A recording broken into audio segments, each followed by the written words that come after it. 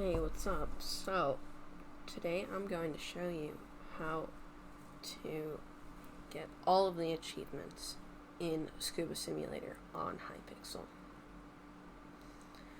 So, basically, the first achievement that I'm going to go over is the achievement of getting 85 points in Scuba Simulator. In my opinion, this is the easiest achievement. So yeah, I'm going to talk about the route you should take to get to this, to get the most amount of points possible, and then go over some strategies that you can do to get consistent wins for the other achievements. So to start off with the 85 points, you should have a pretty solid, there's a pretty solid route that you should take, and that is to go through the cave and then to the ruins or the ship, depending on how crowded the areas or how crowded those areas are. When you start off the game, you might want to lobby hop if you can't find the cave. I don't encourage you to do this. I think that's not really smart. You should just enjoy the game. But if you really just want the achievement, then lobby hop until you find no one going to the cave. And the cave can get you anywhere from 30 to 90 points. But that's completely random with all the RNG, because some points are worth more than others. After you go to the cave, the next best thing to do is check your map to see where the other players are. And on the map, I should have a picture on screen right now. The map is divided into 4 corners. Obviously, the cave, the ruins, the town, and the ship. You want to go to the ruins ideally if it hasn't been looted and if it hasn't had many players. If it's looted or if there's more than one player there, the best decision would be go to the ship. Although the ship has less than the ruins in treasures, they're more compact, so it's easy to get a high amount of points. Never go to the town. The town is the worst spot on the entire map, and you can clearly see that there's way less treasures in there to find. So I just explained all of that, but you might not even know what the map says, so I'll put a picture on screen that shows basically how to read the map. It's a garbage paint version of the map picture I took, but it'll do. The blue dot or arrow on the screen is you, the player, and then the red dots or arrows are other players, and the X's throughout the map are where treasure locations are. You want to go to the areas with the most treasures, obviously, to get the best route, but just never go to the town. As I said, it's just not a good spot.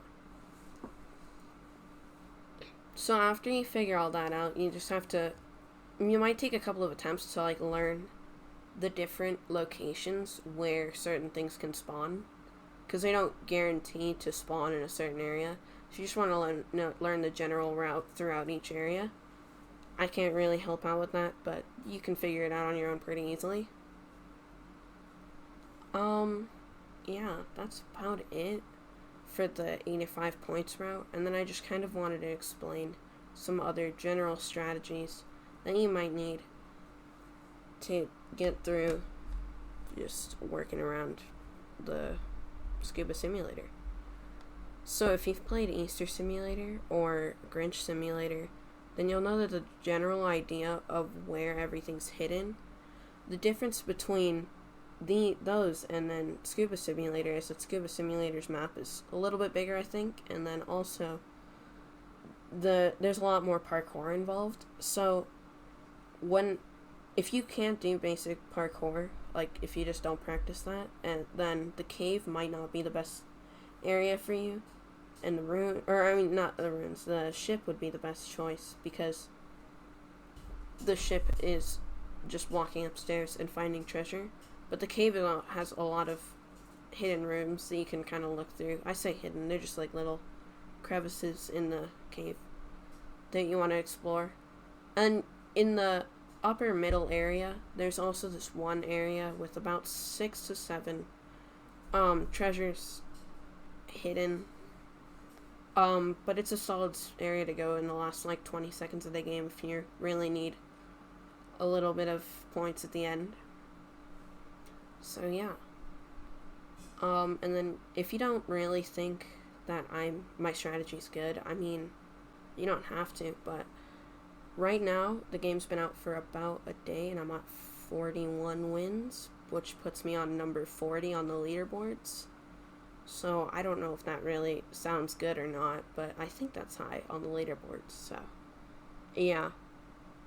And I'll have clips playing right now. I generally score around 70 to 90 points per game.